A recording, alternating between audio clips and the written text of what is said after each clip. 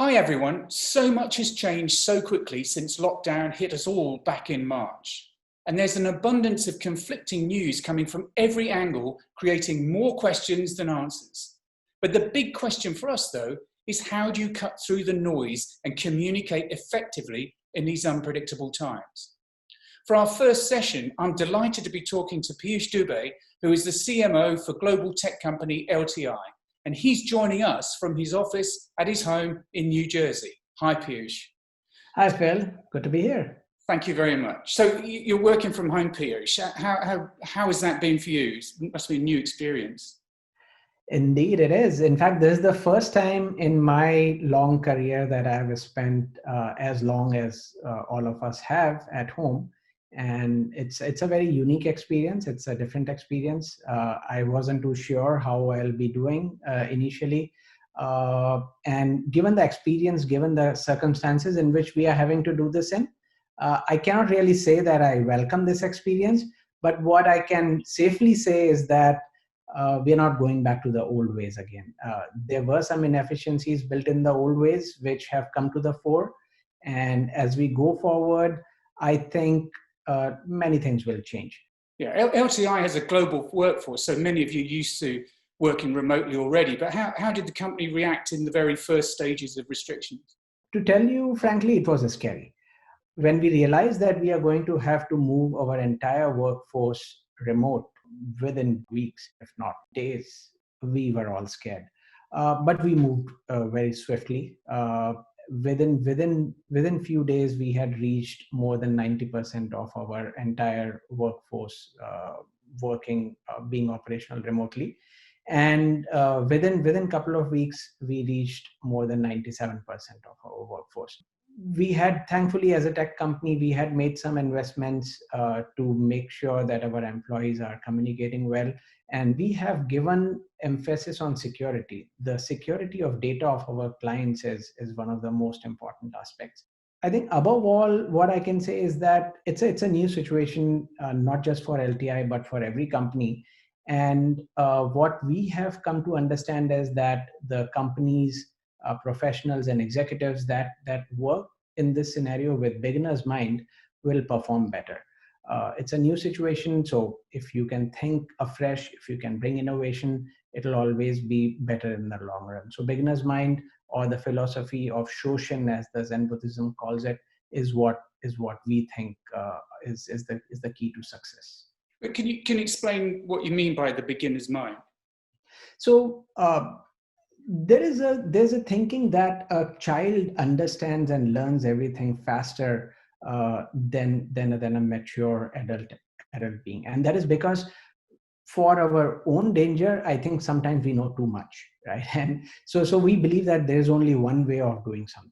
There is no other way, and that kind of becomes a hindrance many a times. A beginner's mind has allowed us to think in a very agile way and to scale up this whole new situation, which all of us are facing for the first time, kind of accept it and react to it very quickly. Okay, so how was the journey, the comms journey been for you in particular when you look at things like internal meetings, company updates, training, and so on? We have been talking about working virtually for quite some time. We started with work from home, but very soon we realized that this is probably going to last a little longer than what we initially thought this would last. And therefore, we moved from WFH, or work from home, to XFH, or everything from home. It's a journey of 5 levels for any company. At the basic level, it is being operational from home, which is just to have your devices and a connected device, and it works, and you can check your email, that's being operational from home. Now, the second level is secured from home, because when you're working for a large enterprise, data security is important. There are firewalls, there are various security mechanisms, and we have to make sure that all the employees are also having the same level of security of data at their home environments also.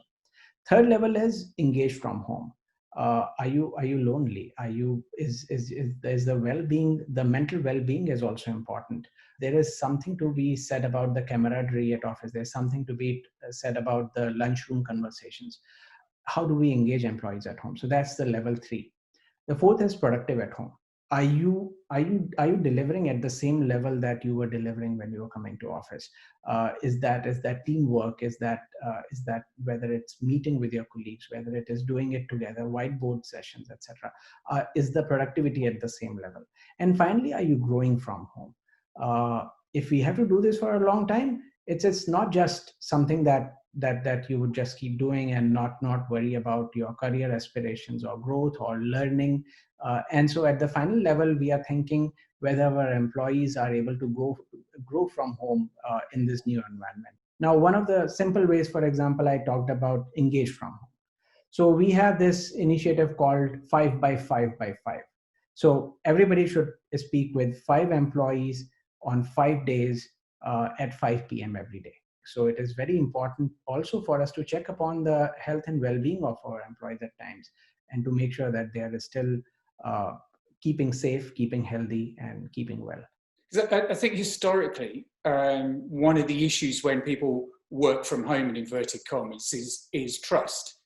Do your peers and your management and your line managers believe that you are actually working from home, or you're just sort of semi-available online? And I think what we're seeing is that initially nobody quite knew what to do, but very quickly we found that by communicating with each other regularly, by sharing best practice and what people were doing, you felt really still part of the team, and then work started to come. Do you find that with your guys, that's actually working, that you've got, because you're used to working remotely, that's not been such an issue for you, do you think? So, Phil, I think trust is, I think it's a very important point that you touch upon.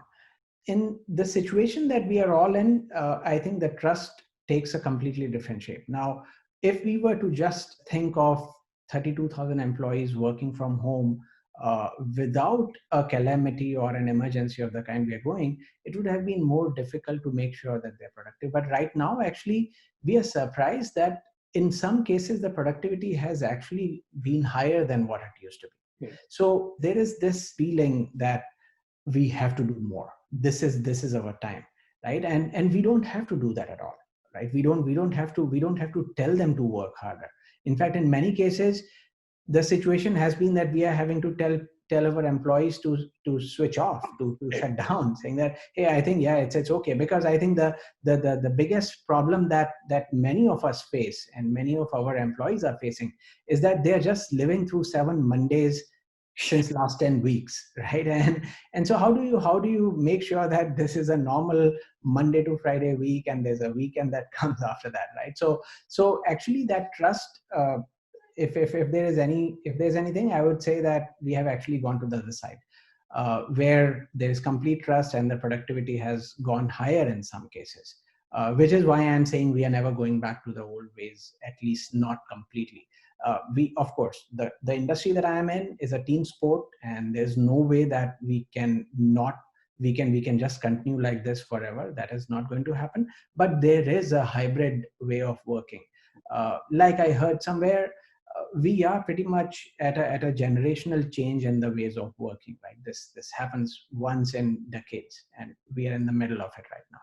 Yeah. With those employees, those remote teams, and your clients and your third-party partners as well, how are you sort of strategizing, communicating with them? I think from the communications perspective, I think this is definitely a huge milestone. I believe as much as it is a health crisis, as much as it is an economic crisis that we are going through, it is also a milestone in the way enterprises look at their communications, both internal and external with their customers. The most effective client communications are multi-level. So we have communications from the CXOs to the CXOs directly. These are very one-on-one, to tell them about the situation, how we are reacting to it. And then there are the engagement level conversations, which are at the project team level. Internal communications, again, it's a seminal moment for internal communications. I think the most important responsibility as an internal communications professional that I believe we have is to just bring a sense of normalcy in this. Even to let employees feel that you know what it is, this email will come every single day and it'll tell me that things are, because we're not engaged with them. They're not going to the buildings that have got LTI written on top of it, right? So we do need to make sure that they feel that connect. They feel they understand what the company, how the company has grown, how the company is performing, what are the current challenges. And therefore, one secret that I have understood during this time is that the communications should be short, should be crisp. You can have more frequency, but it's better to communicate 3 times with very short communications, a video message of a few minutes, or an email which is just 2 paragraphs long, rather than having very long messages which are not as frequent. So shorter communications, but more frequent communications in different modes is what I have found to be more effective and more engaging for our employees. And engagement is with messaging is all about content anyway, what you're actually communicating. Because I think in the early stages, there was just a rush for everybody to stay in touch, and they were Zooming, and I've seen recordings of Zoom meetings where there was no real fixed agenda other than say, hi, is everybody okay? And now I think there's a genuine need to go back to proper communications and communicating relevant information at the right time. Say short, sharp, easy digest, and digested and relevant is probably the most important part of that. How do you strike the right balance between kind of your HR and welfare communications to make sure everybody's okay, engaged, and actual business communication? So perfect. Before I answer that, Phil, I think I have a confession to make. As in, one, I think I'll say that not everything is relevant. There are, as I do the relevant conversations and communications with the team, especially with the marketing team at LTI, we have found that the extra time that most of us have, because we are not commuting to our offices, we find that it is good to have a stand-up, and we do a daily stand-up. We just now the way that it has helped us is that it has reduced the number of emails. We just say, okay, 10 minutes, 15 minutes, I'm just available, right? I'll have my video on, and I'll answer any questions. We will just chat, we'll talk. If you have any questions, any comments, we'll just go through that then and there. And that actually reduces a little bit of, so there is of course there is more relevant communication. I think a lot of chatter has subsided, and it is now structured into a form in which employees can understand. At the same point in time, within the teams which are performing, there is a little bit more of unstructured communication as well, which is actually helping us engage with each other better. Yeah. So that was about the earlier point. Now to your point about how we are creating the balance between the welfare and the business communications. I think what we have done is that slowly, initially it was important for us to have a daily communication, just to tell employees, number one, if everyone is keeping safe, what are the changes in the offices, etc. As a little bit of that initial anxiety has set in, and actually I say unfortunately, as we get used to this new normal, and we know that, I think the most important thing is that all of us have to keep safe, but as long as we are safe, we can keep working. As we get to that, I think we have reduced some of that daily communication to twice a week. Whatever was regular just stays as regular as it is. That ability to do the normal activities just the way that they were supposed to be done creates a sense of normalcy in the employees. How do you see the role of meetings evolving when we return to the office? What do you think is going to happen there?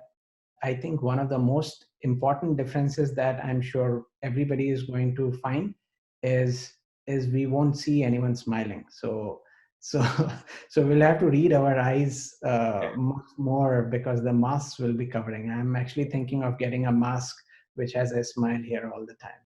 There's no doubt that the workplace is going to change, the physical space. Google have already said that they're in a lot of their offices, their employees aren't going to go back till 2021. Facebook are actually saying some of their people will never go back to work. What are your thoughts on how the workplace might be changing for you guys? So I think definitely we believe it will be a hybrid environment. I also believe that in this hybrid environment, many of the employees who have found it difficult to come to office and will find it easier to have a career, to grow in their careers, whether it is parents with young kids, or employees with aging parents that they need to take care of. I think in many of those cases, those compulsions, once we remove them, it'll give them a chance to perform better, to be more efficient, to be more productive, to be productively involved in their careers. So I think one, that hybrid will be there. Now, we believe what we have to learn in the workplace of the future is to be able to do many of the activities which have typically been highly contact driven, which are highly dependent on being with somebody in the same room. We have to learn to do them without meeting those people. So I think those are some of the examples which we'll be hearing more of, where processes and activities which have been typically high touch will be done remotely. And I believe that is the future of work in almost every industry and every process. Yeah.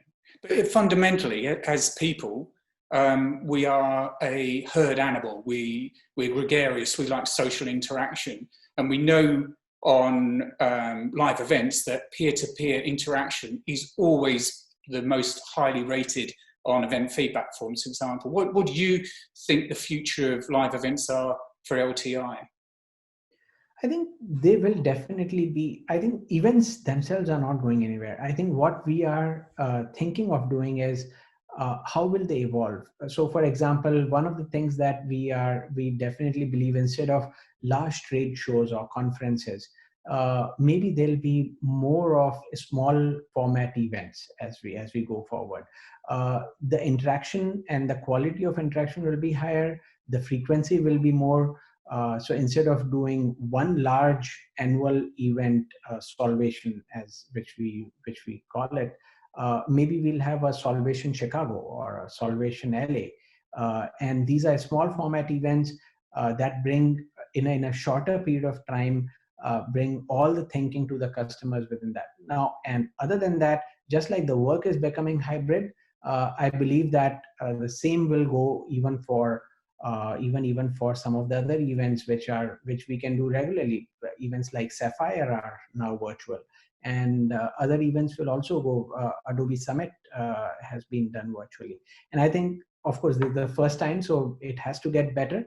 But I believe that no one's complaining about not having the jet lag anymore, right? So I'm sure you will also enjoy the ability to have dinner at home, and also then wake up once again and have 4 hours of virtual meetings where you attend an event along with 1,000 people and you go back to have your lunch. Whereas there are other shorter format events which will be done in each of these, maybe possibly with the word that we have all learned in the last 3 months, social distancing. Yeah.